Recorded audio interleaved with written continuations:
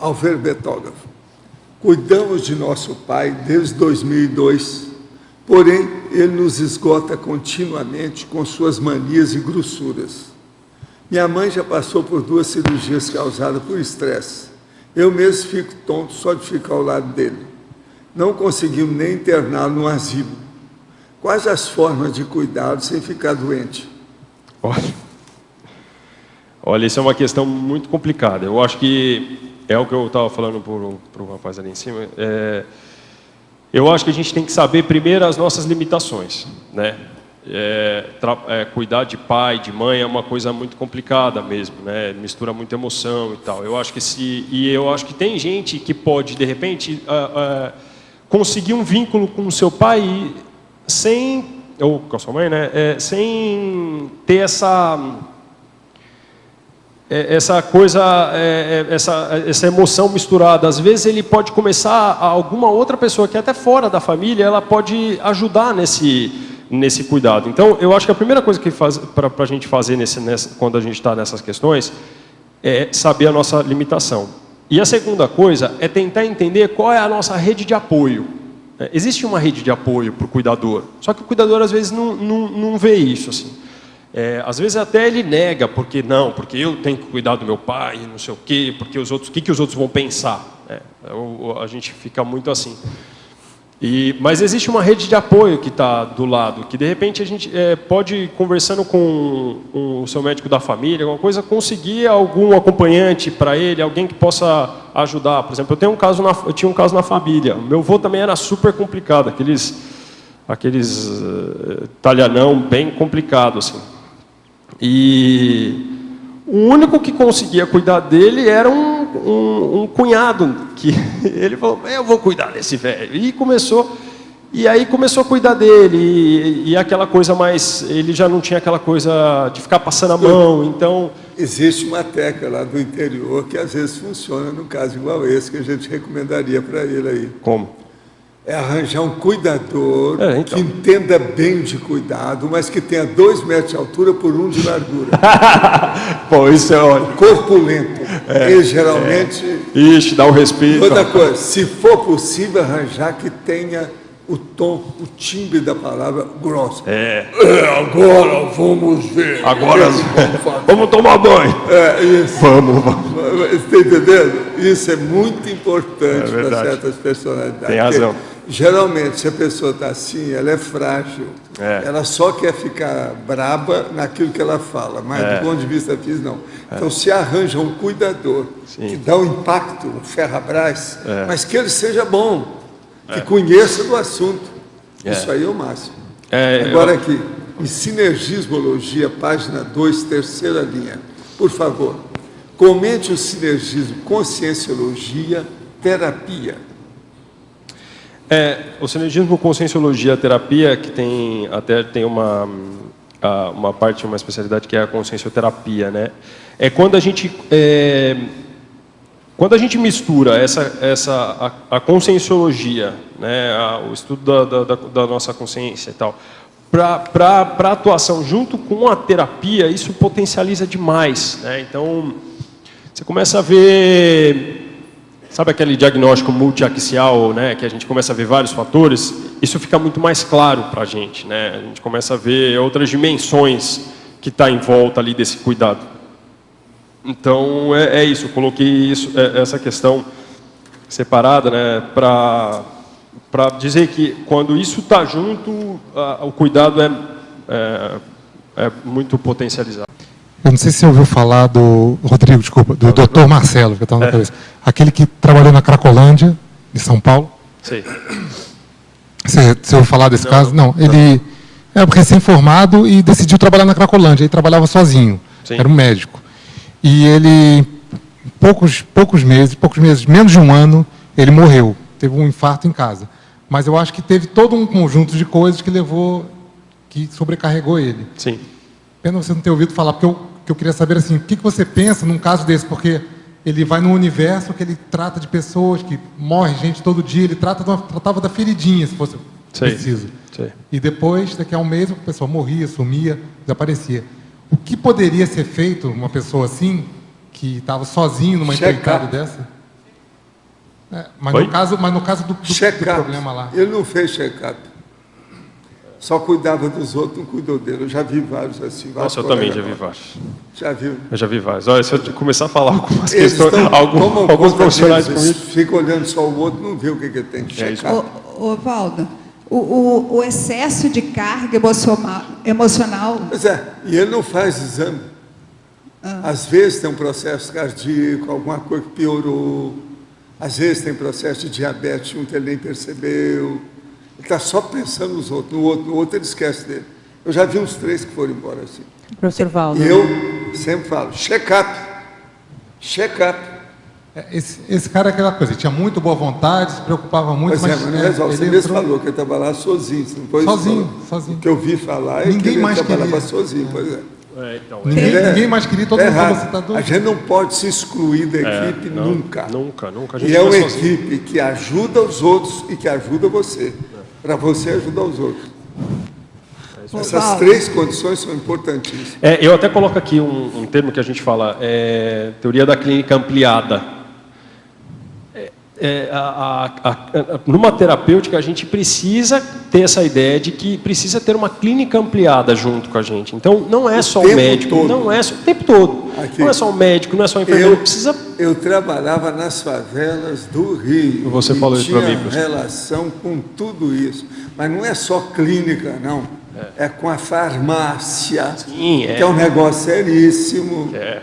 Agora, veja, o papai aqui, eu me dediquei muitos anos em clínica geral, gratuita em Uberaba. Na época, pior que havia no interior. Eu atingi uma média que os meus enfermeiros lá, principalmente o principal, anotava 99 pessoas por dia passaram na minha frente. Paz do céu. E eu vendo as coisas. Então, eu mandava para o hospital, fazia isso. Não, vamos plantar legume com você, o outro, não, nós vamos dar um jeito de acertar o seu aluguel. Não, nós vamos te dar os remédios aqui. Não, essa criança tem que ser tratada mais a miúde. Onde é que você mora, como é que é? E tudo assim. Agora, hospital de infantil com 250 leitos. Trabalhei vários anos com o doutor Inácio, no Hospital Psiquiátrico Espírita, das maiores loucuras que tinha. Então, a hora que eu cheguei no Rio para trabalhar, lá na favela da Catacumba e na Rocinha, eu estava doutor, formado, com tudo. E outra coisa, nessa ocasião eu já tinha feito curso até no Japão. Está entendendo? E fui para a favela com o meu material de médico, para ver. Então, o problema, eu vi colegas meus que eu tratava dos doentes e tratava dos colegas que eu encontrava. Agora, um monte deles não faz check-up. A pessoa fica envolvida naquilo. Quando é a ver, dá isso. Infarto miocárdio, isso é muito comum. A incidência de burnout, que é o estresse do cuidador, nas equipes de saúde da família, é em primeiro lugar. Assim, ganha todas. Ganha de todas. Você imagina. Você sabe que o Pat Adams, ele que criou, né? Sim. Doutores da Mas lembrar do check-up pessoal do cuidador, do enfermeiro, do paramédico, do médico, até o cara que dirige a ambulância. Sim. É bom fazer check-up. Tem razão, professor. Já vi isso tudo. Outra coisa, eu vi um caso horrível, que foi o seguinte, o cara era de um sindicato. E ele era a verdadeira estrela desse sindicato. Isso em plena Copacabana, alto nível. Uma pessoa que todo mundo gostava dele. E ele então ia fazer uma viagem para ver um negócio que interessava ao sindicato fora do Rio de Janeiro. E antes disso fizeram o check-up dele. Examinaram o cara da cabeça aos pés, com o negócio todo. E eu tinha falado para eles, olha, ele não deve viajar. Não, Valdo, mas ele vai fazer check-up, vai examinar tudo, se eles autorizarem, ele vai. Eu falei assim, sei. Mas ele não deve viajar, não. Ele precisava de um período de repouso devido às loucuras do sindicato que envolve esse cara. O cara viajou. Durante a viagem, 2 dias depois, deu um infarto miocárdio, morreu lá onde ele foi. Tinha feito o check-up naquela semana. Professor Valdo. Então, você veja, mesmo fazendo check-up, o que é que não acontece? E esse não era bobo, era uma pessoa muito boa, entendeu? Que entendia das coisas para valer. Pois é, um caso desses, o Rodrigo trouxe aí para nós a questão dos vínculos. Quer dizer, por um lado, o profissional da saúde vai, atende milhões de pessoas, ajuda. Por outro, ele também vai, além de estabelecer o vínculo, ele acaba se colocando, mesmo que não querendo, né, no lugar das outras pessoas. Sim. E aí a incidência de infarto, miocárdio vai aumentar. Às vezes não é que a pessoa tenha doença, ela se colocou no local. Agora, e aquilo não sentido, todos esses lugares que eu andei trabalhando tem problema. Lugar que tem doente de hanseníase, o outro que tem o pênfigo foliáceo, que é fogo selvagem, cadeia, presídio, favela, a favela que está degringolada, aquela que está cheia de lixo, é uma loucura, cheia de tóxicos. São dos piores lugares degradados, são os piores que tem para o médico. Agora, se o médico é assim, pensa bem, o cuidador, ainda é pior ainda para ele. Se ele é boboca, que não entende um pouquinho mais de fisiologia, está no buraco. Por isso que o enfermeiro precisa entender muito de fisiologia, a função do corpo, para ele se cuidar. Agora, eu na minha vida consegui segurar alguns casos bravos, mas tem outros que eu só ouvi falar. Eu vi uns 3 assim que dava pena. Pois é, esse aí eu ouvi falar nisso aí também, mais ou menos isso que você falou. Mas ele trabalhava sozinho.